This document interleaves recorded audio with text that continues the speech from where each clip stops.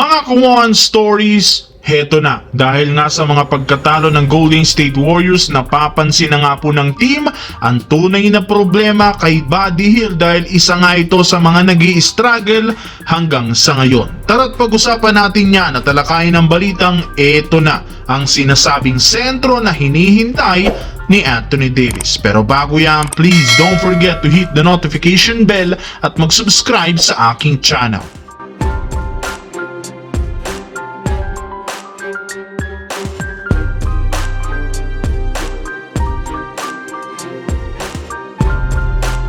Nagawa nga sana mga idol na makasabay ang Golden State Warriors sa Cleveland Cavaliers sa simula, ngunit sadyang natalo at natambakan pa rin sila dito sa score na 113-95 kung saan 11 points lamang ang nagawa dito ni Stephen Curry. Kaya sa kanilang pagkatalo muli, bagsak na naman sa 16 wins, 16 losses ang kanilang record bilang pang-10 sa West. At ang mahirap pa dyan, 4 na beses lamang silang nanalo sa huling 17 laro sa regular season, kaya nangangamoy kailangan nilang gumawa ng bagong trade para maisalba ang kanilang kampanya. Napakaraming trade na rin naman ang nagsisilabasan ngayon sa social media patungkol sa kanilang team na nangangahulugang hindi sila mauubusan ng option, at isa sa kanilang kinukonsidera ay paggamit kay Buddy Hield bilang asset upang sa ganun mapadali sa kanilang front office na makagawa ng trade.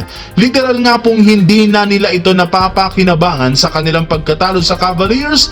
Nakakuha lang naman ito ng 2 points, 3 rebounds sa kanyang 1 out of 8 shooting.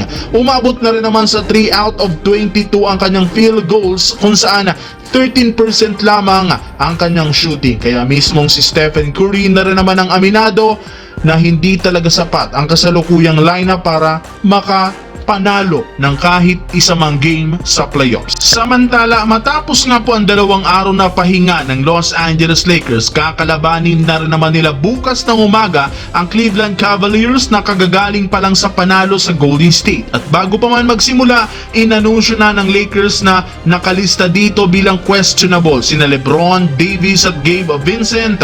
Questionable na rin naman ang kalagayan ni na Dorian Finney-Smith, Shake Milton dahil sasailalim pa sila sa ilang mga physical test, habang hindi rin naman dito maglalaro sina Jared Vanderbilt, Jalen Hood-Schifino at maging si Christian Wood.